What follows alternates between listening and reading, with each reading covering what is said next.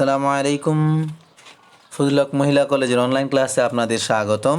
আমি আছি আপনাদের সাথে মোহাম্মদ মুস্তাফিজুর রহমান কাজল, প্রভাষক, মার্কেটিং বিভাগ। আপনাদের ফিন্যান্স, ব্যাংকিং ও বিমা বিষয়ে ক্লাসটি নিয়ে থাকি। আজকে একাদশ শ্রেণীর ফিন্যান্স, ব্যাংকিং ও বিমা বিষয়ের দ্বিতীয় পত্রের অর্থাৎ ব্যাংকিং ও বিমা বিষয়ের আপনার অধ্যায় 2 কেন্দ্রীয় ব্যাংক থেকে আজকে আলোচনা করব। আপনাদের দ্বিতীয় টিউটোরিয়াল পরীক্ষায় দ্বিতীয় পত্রে শুধু দ্বিতীয় অধ্যায়টি আছে। ওখানে যে অঙ্কের চ্যাপ্টারগুলো আছে আমি অঙ্কের চ্যাপ্টারগুলো ধরব পরীক্ষার আগেই। তো সুতরাং আমরা আজকে এই কেন্দ্রীয় ব্যাংকের যে সব বিষয়গুলো আলোচনা করব। আজকের আলোচ্য বিষয় কেন্দ্রীয় ব্যাংক কি, তারপরে হচ্ছে আপনার কেন্দ্রীয় ব্যাংকের আওতা ও পরিধি, তারপর হচ্ছে কেন্দ্রীয় ব্যাংকের কার্যাবলী। এখন এই যে কেন্দ্রীয় ব্যাংক কি, প্রথমে কেন্দ্রীয় ব্যাংক হচ্ছে সরকার কর্তৃক প্রতিষ্ঠিত ও নিয়ন্ত্রিত এমন একটি আর্থিক প্রতিষ্ঠান যেটি দেশের অর্থনৈতিক কল্যাণের লক্ষ্যে মুদ্রা বাজার নিয়ন্ত্রণ, মুদ্রা প্রচলন ও সংরক্ষণ, ঋণ নিয়ন্ত্রণ ইত্যাদি কাজ করে থাকে। কেন্দ্রীয় ব্যাংক সরকার কর্তৃক প্রতিষ্ঠিত ও নিয়ন্ত্রিত এমন একটি আর্থিক প্রতিষ্ঠান, অর্থাৎ যেটা সরকার কর্তৃক প্রতিষ্ঠিত এবং নিয়ন্ত্রিত। যে কোনো দেশেই প্রতিটি দেশে একটা কেন্দ্রীয় ব্যাংক থাকে যা সরকার কি করে থাকে, প্রতিষ্ঠিত করে থাকে এবং যেটি দেশের অর্থনৈতিক কল্যাণের লক্ষ্যে মুদ্রা বাজার নিয়ন্ত্রণ, মুদ্রা প্রচলন ও সংরক্ষণ, ঋণ নিয়ন্ত্রণ ইত্যাদি কাজ করে থাকে। আরও সুন্দরভাবে আপনাদের বইতে সংজ্ঞা দেওয়া আছে। কেন্দ্রীয় ব্যাংক হচ্ছে এমন একটি ব্যাংক যেটা একটি দেশের মুদ্রা ও ঋণের পরিমাণ নিয়ন্ত্রণের জন্য দায়িত্বপ্রাপ্ত। এটা হচ্ছে আর.পি. কেন্টের মতে। আপনাদের বইতে আরও আছে প্রফেসর কিস অ্যান্ড এলকিনের মতে কেন্দ্রীয় ব্যাংক হচ্ছে এমন একটি ব্যাংক যার গুরুত্বপূর্ণ দায়িত্ব হচ্ছে মুদ্রা মান স্থিতিশীল রাখা। মুদ্রা মান স্থিতিশীল রাখা মানে মুদ্রার মান বজায় রাখা। তো অনেক সংজ্ঞা আছে, যে কোনো একটা দিলেই হবে। পরবর্তীতে যাচ্ছি কেন্দ্রীয় ব্যাংকের আওতা ও পরিধি। কেন্দ্রীয় ব্যাংকের আওতা ও পরিধির প্রথম এন্ট্রি হচ্ছে মুদ্রা ও নোট প্রচলন। অর্থাৎ কেন্দ্রীয় ব্যাংক কতটুকু আওতা এবং তারা কি কাজ করতে পারে এবং তাদের পরিধিটা কতটুকু, তাদের যে ব্যাপকতা মানে বিস্তৃতিটা কতটুকু, সেটা এখানে আলোচনা করব আমরা। এখানে কেন্দ্রীয় ব্যাংকের প্রথম পরিধি হচ্ছে মুদ্রা ও নোট প্রচলন। একটি দেশের যত মুদ্রা আছে সব মুদ্রা কেন্দ্রীয় ব্যাংক কর্তৃক কী হয়, প্রচলন হয়। অর্থাৎ ওখানে কেন্দ্রীয় ব্যাংকের নাম লেখা থাকে। যেমন ধরেন বাংলাদেশের কেন্দ্রীয় ব্যাংক বাংলাদেশ ব্যাংক, ওখানে প্রত্যেকটা নোটের মধ্যে বাংলাদেশ ব্যাংক পাবেন। তারপরে মালয়েশিয়ার ব্যাংক অফ নিগারা, এরকম ইন্ডিয়ার মধ্যে state bank of India, Pakistan state bank of Pakistan, এরকম নাম থাকে কেন্দ্রীয় ব্যাংকের। তো কেন্দ্রীয় ব্যাংকের আপনার নামে মুদ্রা ও নোট প্রচলন হয় এবং সেটা সারা দেশব্যাপী কেন্দ্রীয় ব্যাংক সেই মুদ্রাগুলো এবং নোটগুলো প্রচলন করে থাকে। 2 নাম্বার মুদ্রা মান সংরক্ষণ। মুদ্রা মান সংরক্ষণ বলতে বোঝায় যে আপনার কেন্দ্রীয় ব্যাংক শুধুমাত্র নোট ও মুদ্রাই প্রচলন করে না, মুদ্রা মানও সংরক্ষণ করে। দেশীয় মুদ্রা মানকে স্থিতিশীল রাখার জন্য কেন্দ্রীয় ব্যাংককে সবসময় বিদেশি মুদ্রার সাথে দেশীয় মুদ্রার বিনিময় হার নির্ধারণ করতে হয়। অর্থাৎ একটা দেশের, যেমন আমাদের দেশে ভারতের মুদ্রার সাথে তেমন পার্থক্য নেই। ভারতের মুদ্রা ধরেন ওদের 1 রুপি, বাংলাদেশে 1 টাকা 20 পয়সা। আমাদের 1 রুপি ওখানে গিয়ে আপনার 80, 81, 82 পয়সা ইন্ডিয়াতে। আমাদের 1 টাকা ওদের দেশে গিয়ে রুপি হবে 0.82 রুপি। ঠিক আছে? তো এই যে একটা মান, এই মানগুলো বজায় রাখা, মুদ্রা মান নিয়ন্ত্রণ করা, প্রত্যেক দেশের আপনার মুদ্রা মান সংরক্ষণ করা বলতে বোঝায় প্রতিটি দেশের মুদ্রার সাথে বৈদেশিক মুদ্রার যে বিনিময় হার থাকে সেটাকে নিয়ন্ত্রণ করে থাকে কেন্দ্রীয় ব্যাংক। ঋণ নিয়ন্ত্রণ। এখন একটা দেশে বিনিয়োগের স্বার্থে বাংলাদেশ ব্যাংক এবং দেশের প্রতিটি দেশের কেন্দ্রীয় ব্যাংক কী করে থাকে, দেশের বিনিয়োগ ঠিক রাখার জন্য, দেশের অর্থ সচল রাখার জন্য বিভিন্ন বিনিয়োগে যায়, বিভিন্ন ব্যাংকে নির্দেশ দেয় কেন্দ্রীয় ব্যাংকগুলো। কেন্দ্রীয় ব্যাংক সকল ব্যাংকের অভিভাবক, সকল ব্যাংক তার কথা শোনে, কেন্দ্রীয় ব্যাংকের কথা শোনে। কেন্দ্রীয় ব্যাংক যদি বলে যে আপনারা ঋণ দেন, তাহলে তারা ঋণ দিয়ে থাকে। এখন খেয়াল করেন, এই জায়গায় যেটা বলতে চাচ্ছিলাম আমি, এই যে ঋণ নিয়ন্ত্রণ যে বিষয়টা, কেন্দ্রীয় ব্যাংক কীভাবে ঋণ নিয়ন্ত্রণ করে? বাজারে যখন দেখে যায় মুদ্রার হার মানে মুদ্রার পরিমাণ বেড়ে যায়, মুদ্রাস্ফীতি দেখা যায়, অর্থাৎ টাকা যদি বেড়ে যায়, অর্থাৎ খোলা বাজারে টাকার সংখ্যা বেড়ে গেলে, অর্থাৎ বেশি পরিমাণের অর্থ বাজারে ছড়িয়ে পড়লে তখন সুদের হারটা বাড়িয়ে দেওয়া হয় এবং ঋণ কি হয় তখন নিয়ন্ত্রণ হয়, তখন ঋণ নেওয়া বন্ধ করে দেয় বিনিয়োগকারীরা। হ্যাঁ, আবার যখন নাকি দেশে অর্থের প্রয়োজন হয়, দেশে বিনিয়োগের প্রয়োজন হয়, তখন কি করে থাকে? আপনার ঋণ ছেড়ে থাকে বাজারে। বাজারে অর্থের সরবরাহ, বাজারে কিভাবে অর্থের সরবরাহ করে থাকে?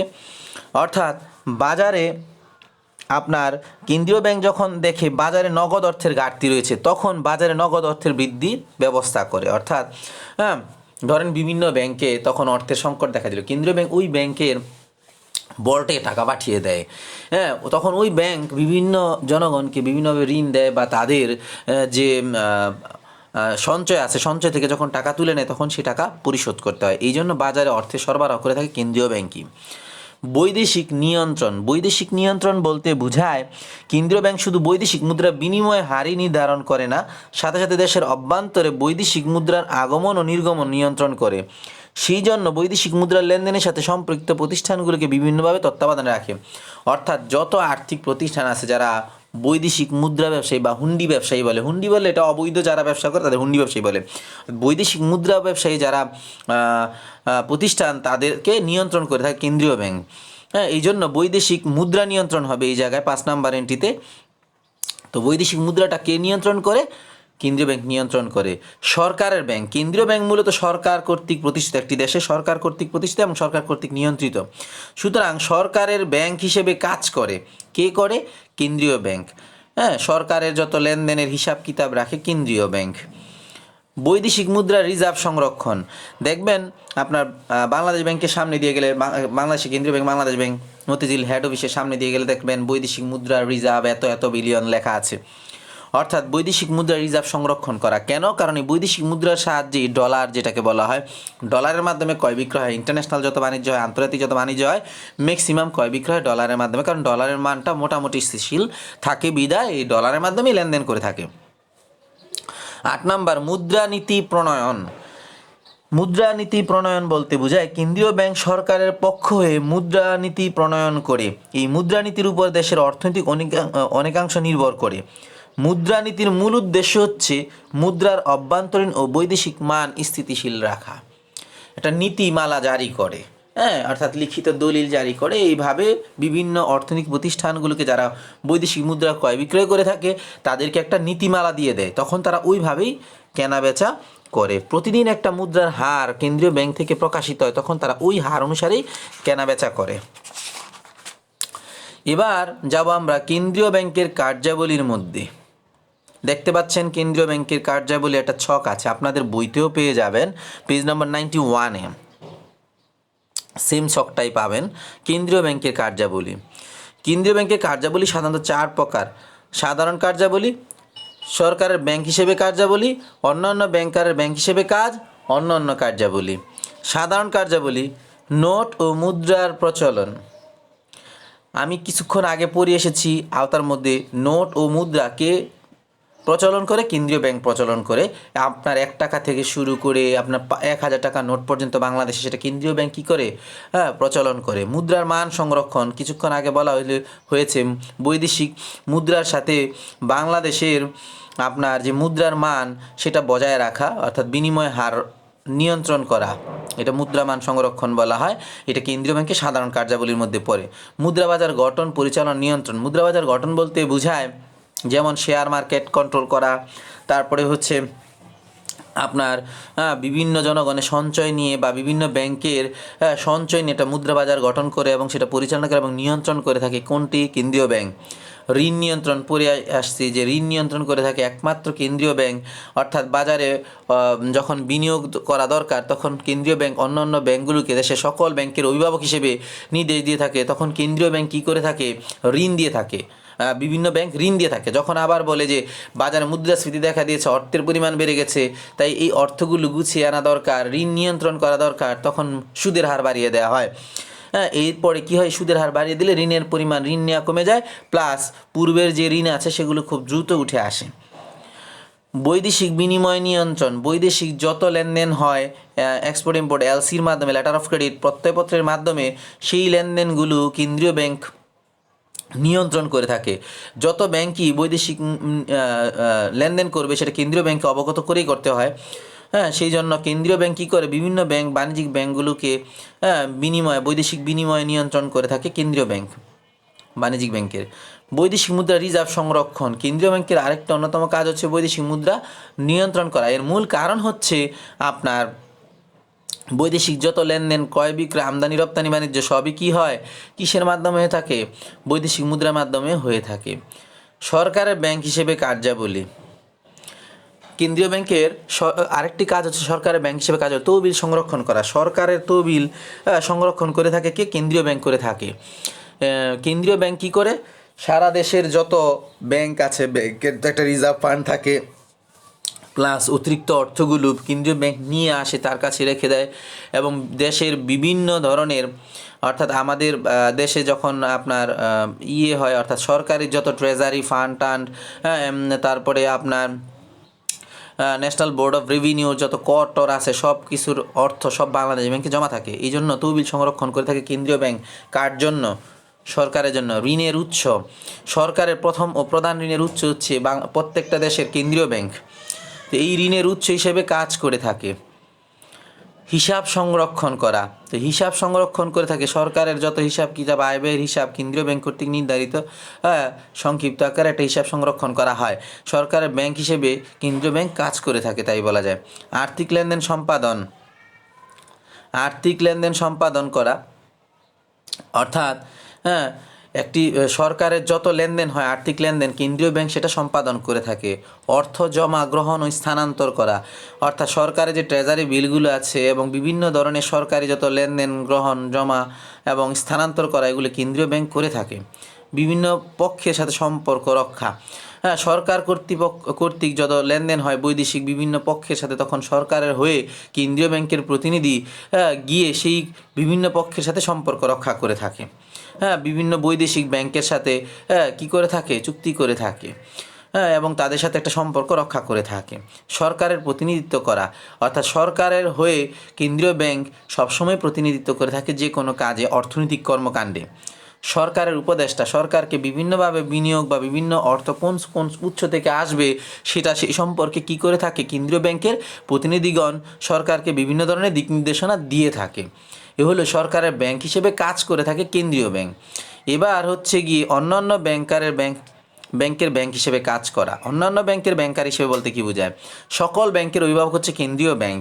সুতরাং আপনার কেন্দ্রীয় ব্যাংকের সকল ব্যাংকের কাজই কেন্দ্রীয় ব্যাংক করে থাকে। ব্যাংক গঠন ও সম্প্রসারণ, যত ব্যাংক গঠিত হয় এবং ব্যাংকের শাখা উপশাখা বাড়ে, সেটা কেন্দ্রীয় ব্যাংকের অনুমোদন সাপেক্ষে বাড়াতে হবে। তো ব্যাংক গঠন করা এবং সম্প্রসারণ করা কেন্দ্রীয় ব্যাংক ভূমিকা পালন করে থাকে। ব্যাংক তালিকাভুক্তকরণ ব্যাংক বলতে অর্থাৎ বোঝায় যে সকল ব্যাংকগুলো কেন্দ্রীয় ব্যাংকের অনুমোদন সাপেক্ষে খোলা হয় সেগুলোয় কী বলা হয়, আপনার ব্যাংক তালিকাভুক্তকরণ করা হয় এবং সেটা তালিকাভুক্ত থাকে কেন্দ্রীয় ব্যাংকের, এবং তাদের তালিকাভুক্তে আসার জন্য বিশেষ কোনো কাজ করতে হয়, অর্থাৎ নির্দিষ্ট ফান্ড জমা রাখতে হয়। জামানত স্বরূপ ব্যাংক খোলার পূর্বেই রিজার্ভ রাখতে হয় আর কি, বুঝতে পেরেছেন? তো ব্যাংক তালিকাভুক্তকরণ করা কার কাজ, কেন্দ্রীয় ব্যাংকের কাজ। নিকাশঘর হিসেবে কাজ করা, নিকাশঘর বলতে কী বোঝায়, বিভিন্ন ব্যাংকের চেক অন্য অন্য ব্যাংকে যখন লেনদেন হয়, এক ব্যাংকের চেক আরেক ব্যাংকে, আরেক ব্যাংকের চেক আরেক ব্যাংকে, এরকম যখন লেনদেন হয়, তখন ওই ব্যাংকের টাকাগুলো তো যেই ব্যাংক আছে দিয়ে দেয়। পরবর্তীতে আপনার দিন শেষে বা নির্দিষ্ট দিন শেষে সেই চেকগুলো নিয়ে একটা জায়গায় জড়িত হয় সকল ব্যাংকের ম্যানেজারগণ। কারণ দেখা গেল রূপালী ব্যাংকের টাকা ভাঙাইছে সোনালী ব্যাংকে, সোনালী ব্যাংকের টাকা ভাঙাইছে রূপালী ব্যাংকে, চেক ভাঙাইছে। আবার ডাচ বাংলা ব্যাংকের টাকা ভাঙাইছে জনতা ব্যাংকের চেক ভাঙাইছে ডাচ বাংলা ব্যাংকে। তাহলে এই লেনদেনগুলো তাদের টাকা তারা দিয়ে দিয়েছে, তাদের টাকা তারা দিয়ে দিয়েছে। এখন এইটা সমতা করার জন্য রাতের বেলা বা নির্দিষ্ট দিনের নির্দিষ্ট সময়ে ওই চেকগুলো কেন্দ্রীয় ব্যাংকের প্রতিনিধিত্বের মাধ্যমে ওই চেকগুলো লেনদেন নিষ্পত্তি করে থাকে ওই ব্যাংকগুলো। এটাকে বলা হয় নিকাশঘর, বুঝতে পেরেছেন? ঋণের শেষ আশ্রয়স্থল। কেন্দ্রীয় ব্যাংক হচ্ছে ঋণের শেষ আশ্রয়স্থল। বড় বড় ঋণের প্রয়োজন হলে যখন বাণিজ্যিক ব্যাংকগুলো অর্থের ঘাটতি পড়ে, তখন কেন্দ্রীয় ব্যাংকের অনুমোদন সাপেক্ষে কেন্দ্রীয় ব্যাংক থেকে ফান্ড নিয়ে বা ঋণ নিয়ে বাণিজ্যিক ব্যাংকগুলো সেগুলো কী করে থাকে, আবার মক্কেলদের বা প্রতিনিধি অর্থাৎ ব্যাংকের প্রতিনিধিদের দিয়ে থাকে। এবার হচ্ছে আপনার হিসাব নিরীক্ষণ। বিভিন্ন ব্যাংকে কিভাবে লেনদেন করে, হিসাব কীরকম চলে, নিরীক্ষা করে থাকে কোন ব্যাংক? কেন্দ্রীয় ব্যাংক। তো সুতরাং হিসাব নিরীক্ষাকরণ কে করে থাকে? কেন্দ্রীয় ব্যাংক করে থাকে। ঋণ আদায়ে সহায়তা, অর্থাৎ বিভিন্ন ব্যাংকের ঋণ আদায়ে সহায়তা করে থাকে কেন্দ্রীয় ব্যাংক। তারা যখন ঋণ দিয়ে দেয় তখন আপনার কি করে কেন্দ্রীয় ব্যাংক সেই ঋণগুলো আদায়ে সহায়তা করে থাকে। কেন্দ্রীয় ব্যাংক বিভিন্ন উচ্চ পর্যায় থেকে চাপ প্রদান করে অথবা আপনার বিভিন্ন পরামর্শ দিয়ে কীভাবে ঋণ নিয়ন্ত্রণ করতে পারবে অন্যান্য ব্যাংকে সেটা নির্দেশনা প্রদান করে থাকে। তথ্য সংগ্রহ সরবরাহ, বৈদেশিক যত লেনদেনের তথ্য এবং দেশের যত অর্থনৈতিক তথ্য আছে সেগুলো সংগ্রহ করে থাকে কেন্দ্রীয় ব্যাংক এবং সেটা অন্যান্য ব্যাংকে সরবরাহ করে থাকে। উপদেষ্টা প্রতিনিধিত্ব, প্রত্যেকটা ব্যাংকেরই প্রতিনিধিত্বকারী ব্যাংক হচ্ছে কে? কেন্দ্রীয় ব্যাংক। কারণ কেন্দ্রীয় ব্যাংক সকল ব্যাংকের অভিভাবক, আগেই বলা হয়েছে। সুতরাং সকল ব্যাংকের উপদেষ্টা প্রতিনিধি হিসেবে কাজ করে। অন্যান্য কার্যালয়, ব্যবসা বাণিজ্যের উন্নয়ন, কৃষি উন্নয়ন, শিল্প উন্নয়ন, প্রাকৃতিক সম্পদের সদ্ব্যবহার, অর্থনৈতিক গবেষণা, এগুলো হচ্ছে অন্যান্য কার্যাবলী। ব্যবসা বাণিজ্যের উন্নয়নের জন্য বিভিন্ন এলাকায়, অনুন্নত এলাকায় ঋণ দিয়ে থাকে। কৃষি উন্নয়নের ক্ষেত্রে কৃষি কাজের জন্য বিভিন্ন ধরনের ঋণ প্রদান করে থাকে এবং কৃষি উন্নয়নের জন্য বিভিন্ন ধরনের কর্মশালা, কর্মযজ্ঞ চালিয়ে থাকে। শিল্প উন্নয়নের জন্য বিভিন্নভাবে কী করে থাকে? ঋণ দিয়ে থাকে। বিভিন্ন শিল্প প্রতিষ্ঠানকে বৃদ্ধি করা, সম্প্রসারণ করা অথবা নতুন নতুন শিল্প কারখানা বা কুটির শিল্প, ক্ষুদ্র শিল্প, বৃহৎ শিল্প, সকল ধরনের শিল্পের জন্য কি করে থাকে কেন্দ্রীয় ব্যাংক? বিভিন্ন ধরনের পরামর্শ এবং উন্নয়নের জন্য বিভিন্ন ধরনের ঋণ সহযোগিতা এবং বিভিন্ন ধরনের সহযোগিতা করে থাকে। প্রাকৃতিক সম্পদের সদ্ব্যবহার করার জন্য অর্থাৎ যে এলাকায় প্রাকৃতিক সম্পদ, যেমন ধরেন সিলেট অঞ্চলে, প্রত্যন্ত অঞ্চলে আপনার কি হয়? চা চাষ হয়, তাহলে ওই এলাকায় চা শিল্পের সাথে জড়িত সকল সম্পদকে কাজে লাগানোর জন্য, প্রাকৃতিক সম্পদকে কাজে লাগানোর জন্য বিভিন্ন ধরনের শিল্পের জন্য ঋণ প্রদান করে থাকে। এবং প্রাকৃতিক সম্পদের আপনার বিশেষ কর্মশালারও সংরক্ষণের জন্য মানুষের মধ্যে বিভিন্নভাবে পরামর্শ বা বিভিন্ন কর্মশালা আয়োজন করে থাকে। অর্থনৈতিক গবেষণা বলতে বোঝায় একটা দেশের অর্থনৈতিক দিক নির্দেশনা দিয়ে থাকে কেন্দ্রীয় ব্যাংক। সরকার প্রথম অর্থনৈতিক নির্দেশনা পেয়ে থাকে কেন্দ্রীয় ব্যাংক থেকে। এখন এই অর্থনৈতিক গবেষণা কার্যক্রম সার্বিক দেশের প্রতিটি দেশেরই কেন্দ্রীয় ব্যাংক করে থাকে, ঠিক আমাদের দেশেও তেমনটি করে থাকে। এ হলো আপনাদের কেন্দ্রীয় ব্যাংকের কার্যাবলী। তাহলে আপনারা কি বললেন? কেন্দ্রীয় ব্যাংকের কার্যাবলীর মধ্যে সাধারণ কার্যাবলী, সরকারের ব্যাংক হিসেবে কার্যাবলী, অন্যান্য ব্যাংকের ব্যাংকার হিসেবে কার্যাবলী, অন্যান্য কার্যাবলী। তাহলে আপনাদের SW থাকবে বাড়ির কাজ, কেন্দ্রীয় ব্যাংক কি, কেন্দ্রীয় ব্যাংকের আওতা ও পরিধি, কেন্দ্রীয় ব্যাংকের কার্যাবলী। এ হলো আপনাদের আগামী পরীক্ষার জন্য প্রস্তুতির জন্য এগুলো করে আমার ইনবক্সে দিয়ে দিবেন। তো সবাই ভালো থাকবেন, সুস্থ থাকবেন। আল্লাহ হাফেজ, আসসালামু আলাইকুম।